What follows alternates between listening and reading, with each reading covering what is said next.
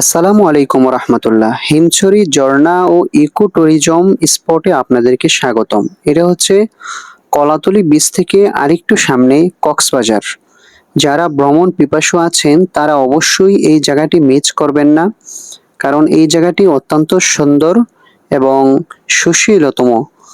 এখানে আমরা গিয়েছিলাম কক্সবাজার, প্রথম দিন ভ্রমণ করেছি, দ্বিতীয় দিনে আমরা কলাতলী বীচ থেকে একটু সামনে, যদি আপনি বাইক নিয়ে যান অবশ্যই আপনার সর্বোচ্চ আধা ঘন্টা সময় লাগবে এখানে যেতে।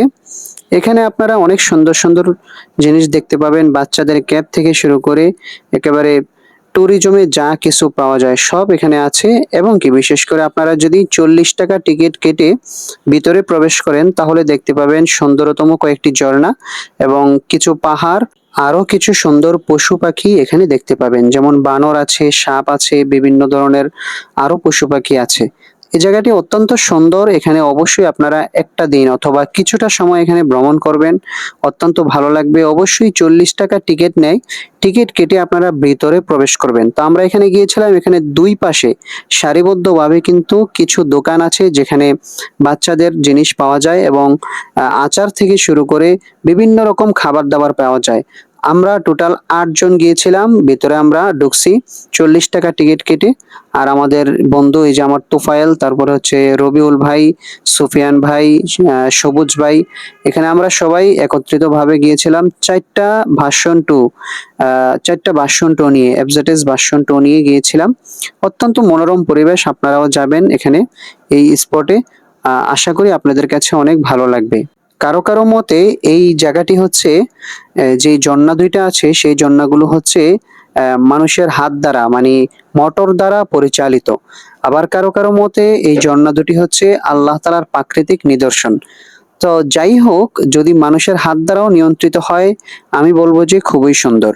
আপনারা ভিতরে টিকিট কেটে যাবেন, গোসল করতে চাইলেও গোসল করতে পারবেন। তাছাড়া আপনারা যদি ছবি তুলতেও চান, ওইখানে কিন্তু ছবি তোলার জন্য কোনো নিষেধাজ্ঞা নেই, ছবি তুলতেও পারবেন। এখানে হচ্ছে টিকিট কাউন্টার, এখানে আপনারা আসবেন। হ্যাঁ, এখানে আইসা 40 টাকা নিবে, টিকিট কাটবেন, কাটার পর আপনারা ভিতরে প্রবেশ করবেন। করলে উপরে যাওয়ার জন্য একটা সিঁড়ি আছে, সেই সিঁড়ি দিয়ে চাইলে আপনি উপরে যেতে পারবেন। আবার চাইলে আপনি ডান দিক হয়ে একটু সামনে আগালেই দেখতে পারবেন সুন্দরতম একটি ঝর্ণা, ওই ঝর্ণায় আপনি যেতে পারবেন। এখান থেকে অবশ্যই আপনারা ঘোরাফেরা শেষ করে আপনারা চাইলে মেরিন ড্রাইভ যে রোড আছে সেই রোড ধরে আপনারা দীর্ঘ পথ পাড়ি দিতে পারবেন।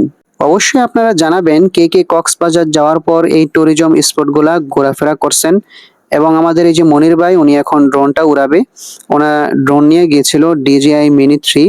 এই ড্রোনটা উড়িয়ে দেখবে যে ঝর্ণাতে কতটুকু পরিমাণ পানি আছে। আমরা কিন্তু এখনো ভিতরে প্রবেশ করি নাই, ড্রোন উড়িয়ে দেখবো যে ভিতরে ঝর্ণায় কতটুকু পরিমাণ পানি পড়ে, তারপরেই আমরা মূলত ভিতরে প্রবেশ করব। কারণ এখানের সবচেয়ে সুন্দরতম যে জিনিস সেটাই হচ্ছে ঝর্ণা। যদি ঝর্ণাটা মানে প্রচুর পরিমাণ পানি থাকে তাহলে কিন্তু আপনাদের অনেক সুন্দর লাগবে। তো ভালো থাকবেন, সুস্থ থাকবেন। আসসালামু আলাইকুম।